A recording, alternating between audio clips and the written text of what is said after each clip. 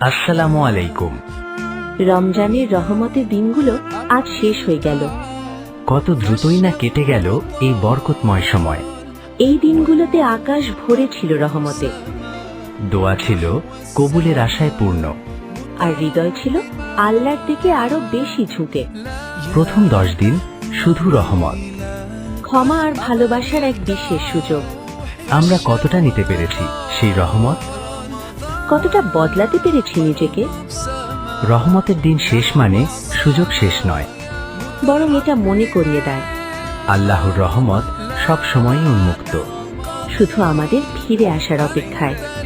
আসুন দোয়া করি, রমজানের সেই রহমত যেন আমাদের জীবনের সারা বছর ছায়া হয়ে থাকে। আমিন। আমিন।